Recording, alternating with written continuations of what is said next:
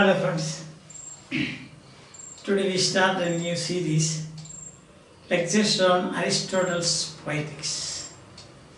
So what we find is when we think of Aristotle, what comes to your mind is the picture of a comprehensive Greek mind. Comprehensive. That's the first point to note about Aristotle and his mind, isn't it? He was a student of Plato, but he begged to differ from his master. He studied under in Plato's academy for many years. But when he said goodbye, he said, I don't agree with most of the things that you taught. It's wonderful. Yes. I think all the students should be like that.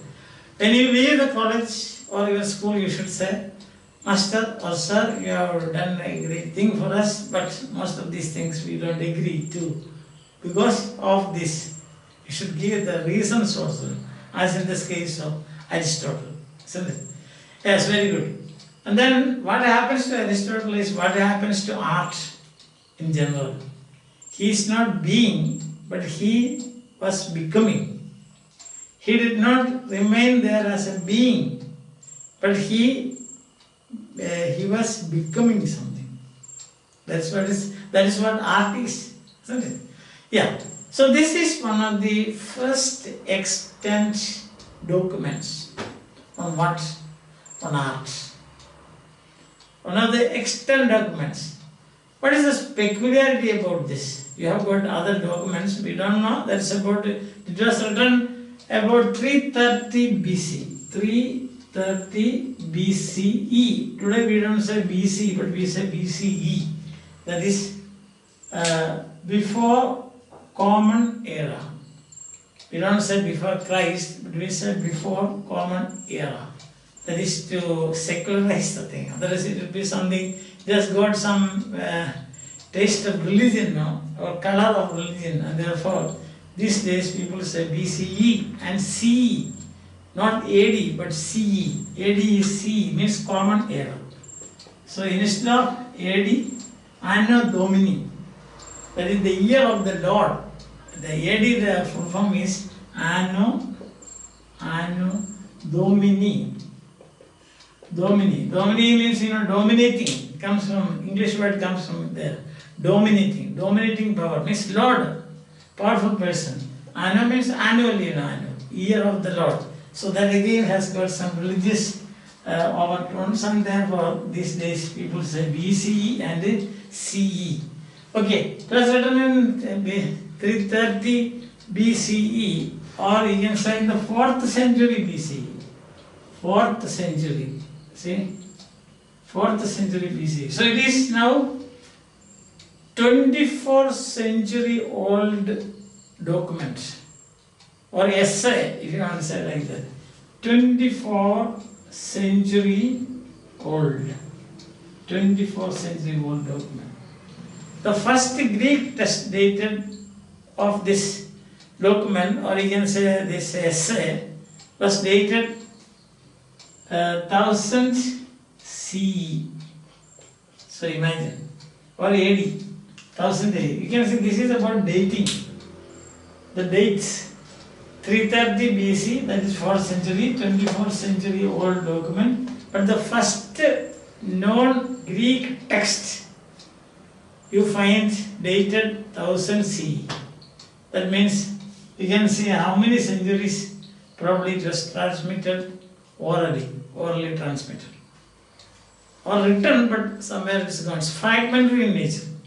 Like all the texts, for example, you have got Horace, Ars Poetica, fragmentary in nature. Then comes On the Sublime by Longinus, again fragmentary in nature. So these translations, etc., came up, translations of these texts, etc., came up during the Renaissance, when there was a revival of art and learning, especially study of classical languages. Those backgrounds you know. So this essay or this document on art, you can say, it is the first extant essay or document And the special characteristics of this text is, it is explorative and empirical. That's the point. Explorative and empirical. That means practical. Probably the critic's function, Socrates, not Socrates, but Aristotle knew the critic's function. That is, you have to read, or you must have an adventure, so to say, among all the masterpieces of the world. World means the lifetime of contemporary, the lifetime of the critic. After that, he cannot read. It's simple, I need not tell you this. So that is the thing. So you have all the masterpieces. You must have you must interact with all the. This is what all this Horace did, and Longinus did. And there is more than 1,000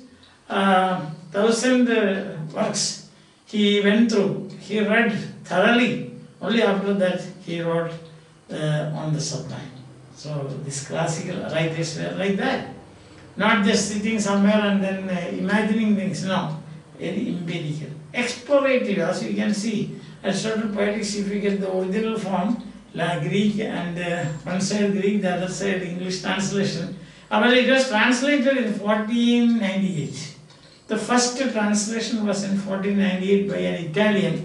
His name was Valla. Valla. V-A-L-L-A. Valla. That was his name. He was an Italian, and the first translation is in Italian. Afterwards, only after that we get it in English. Understand? So this is about the dates and the historical background of writing. Okay, then what happens is he was considered in 16th, 17th, 18th centuries. He was considered, Aristotle was considered as the absolute lawgiver. Lawmaker, not giver. Horace was considered as the lawgiver. And here he is the absolute lawmaker. And his was, we can say that he was the supreme arbiter. He was the supreme arbiter.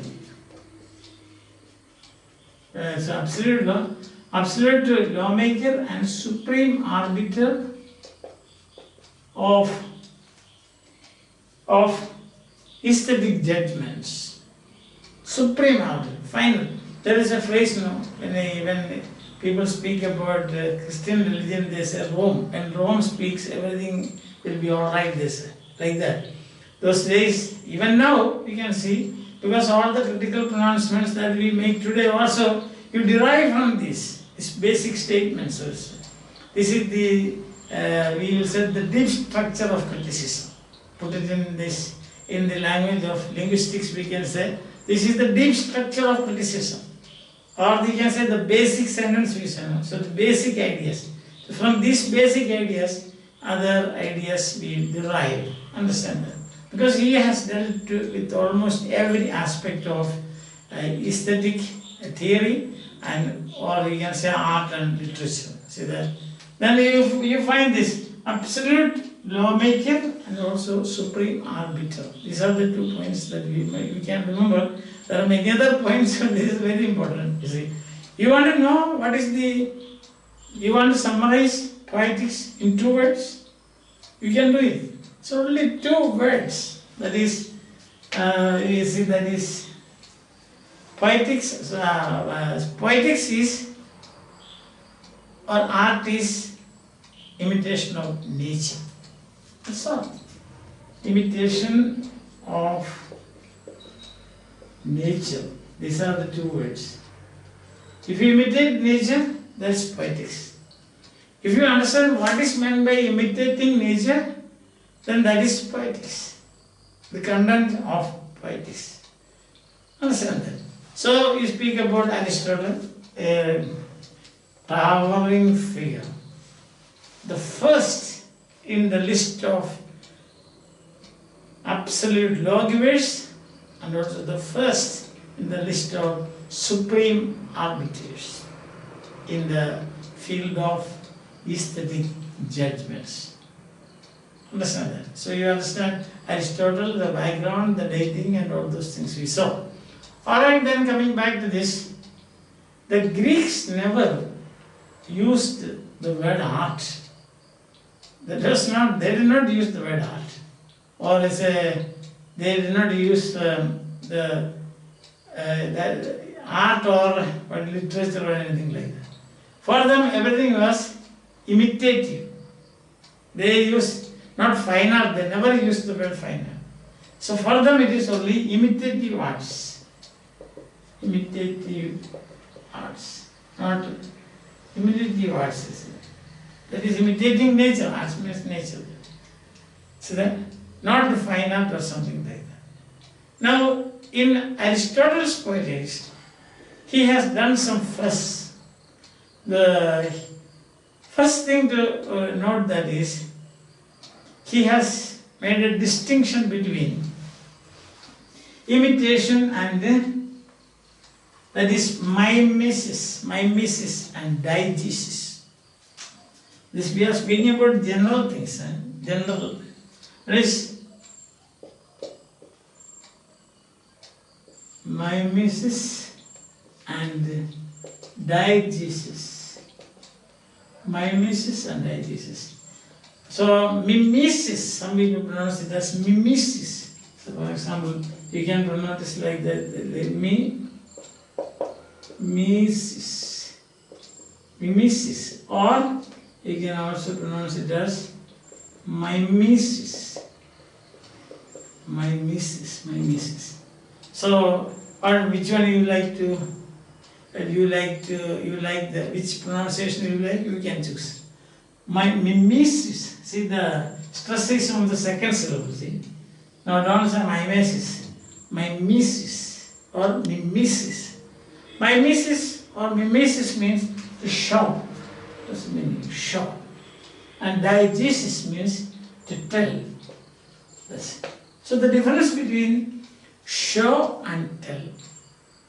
Showing and telling, exhibiting, no show means exhibiting. So this is the first time the distinction was made by Aristotle.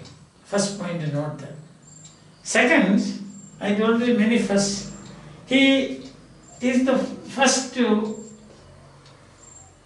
classify arts into fine arts and then useful arts.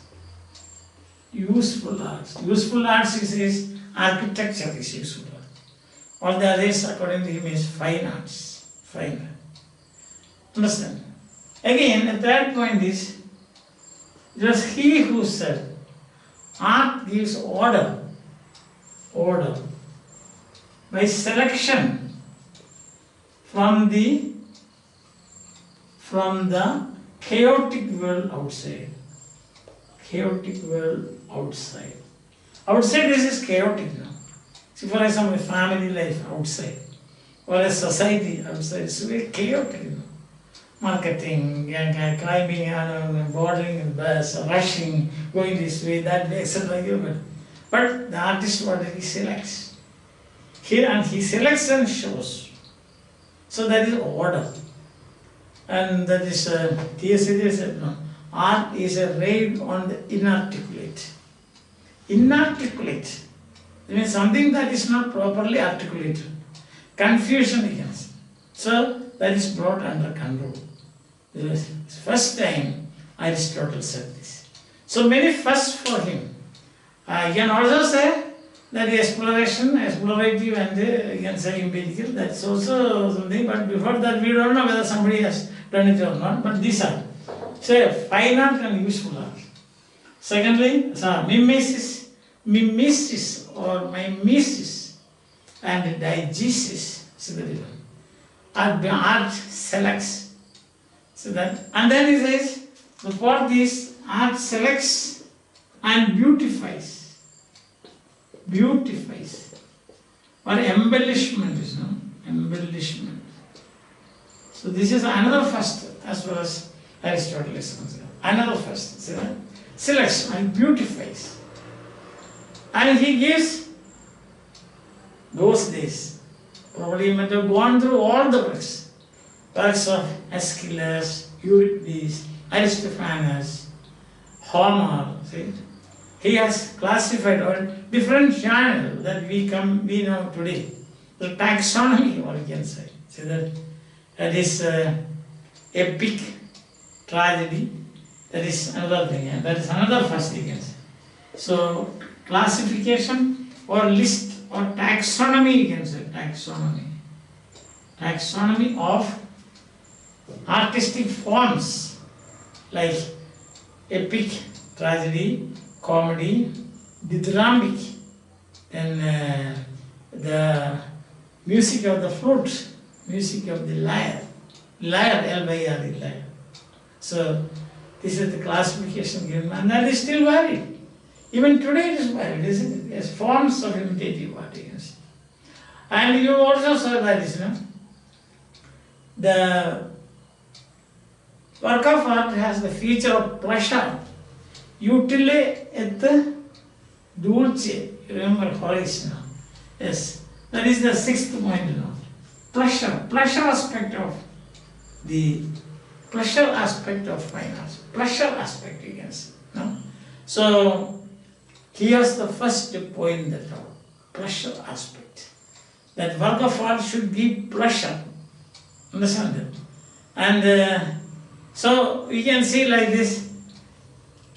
You think of the BCs, that time, this Greek mind, who politely agreed to disagree with his master, who wrote almost on everything, all physical things, and then he took up metaphysics, that is the other physics, that is studying celestial bodies.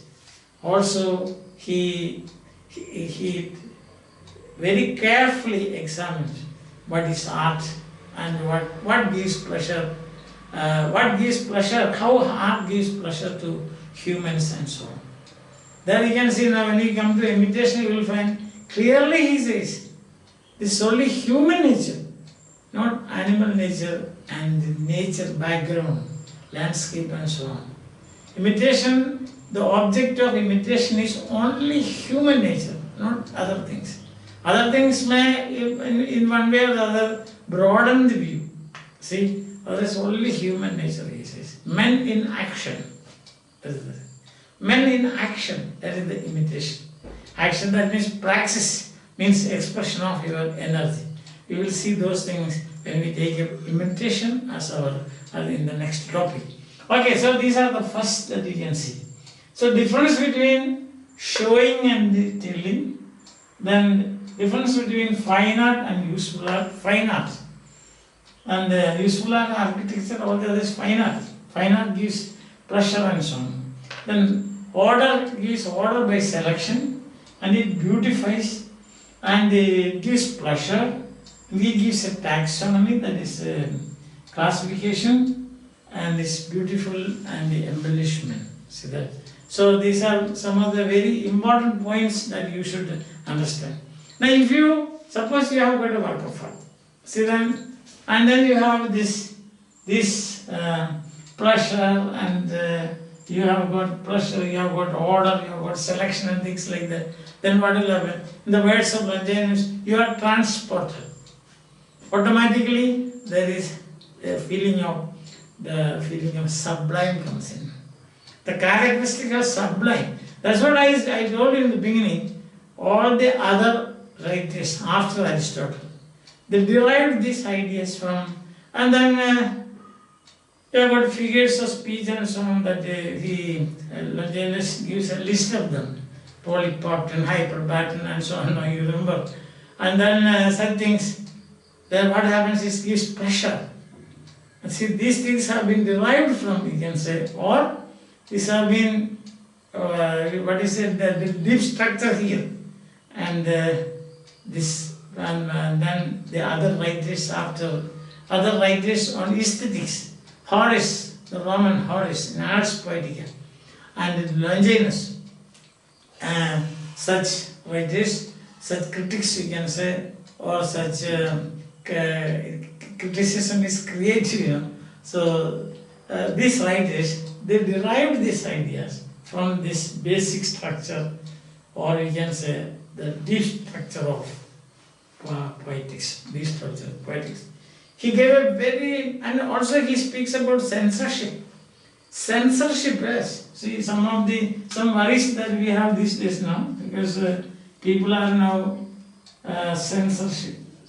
When you like films and so on, there is people are now debating about censorship. So such ideas also you will find in the poetics. See, here what happens is you find is the fine arts. The definition of art is a free and independent act of the mind. This is the definition he gives. Free and independent act of the mind. Free and independent act of the mind. Art. So what is free? There will be no shackles, no hegemony. See, as Antonio Gramsci says, you cannot work under the influence of hegemony. Art cannot be produced. You have to be completely free. And then just the independent act of the mind. Not somebody asked you to do this. If somebody say you write a poem or you write a drama. No.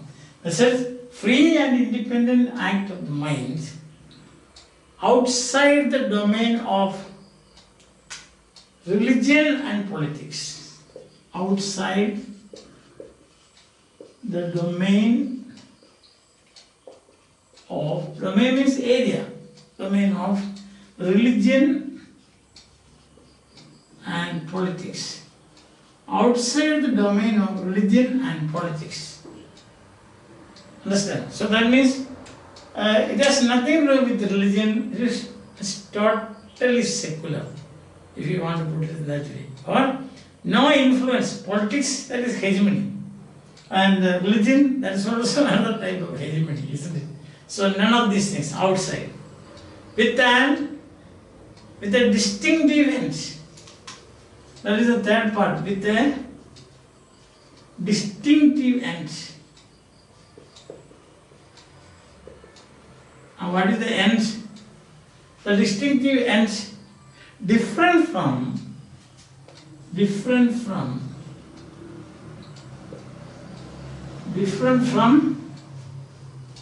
education or moral improvement. Education or moral improvement. So this is the definition of art. You can see now, all the aspects of art has come here.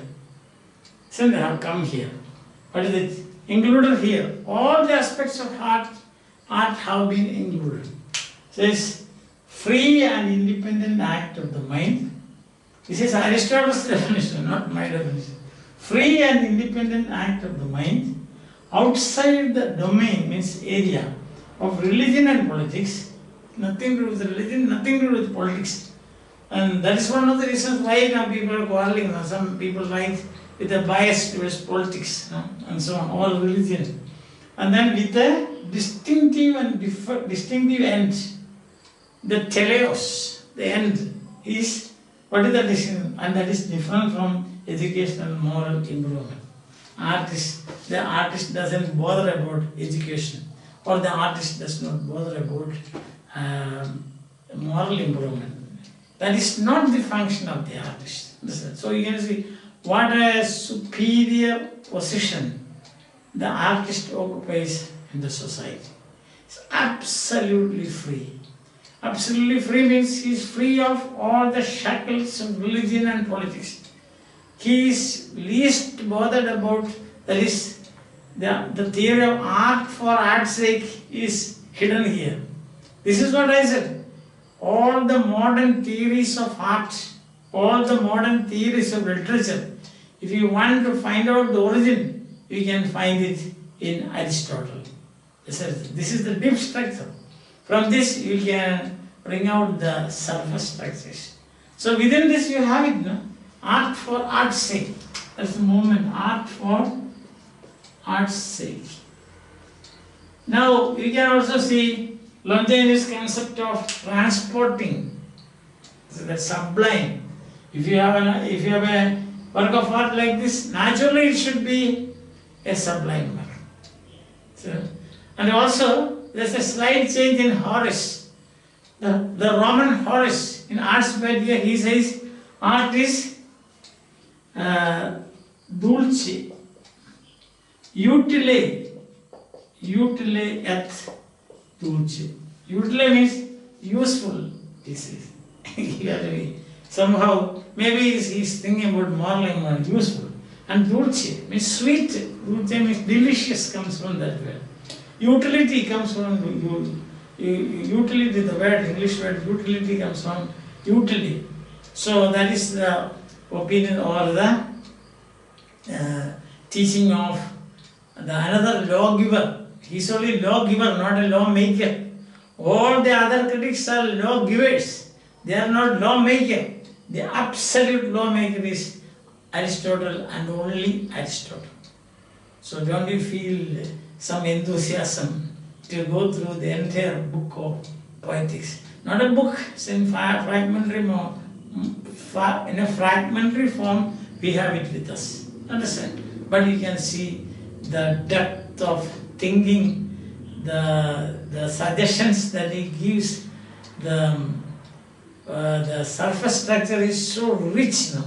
It is a gold mine of ideas as well as aesthetics, art, and especially fine arts is concerned.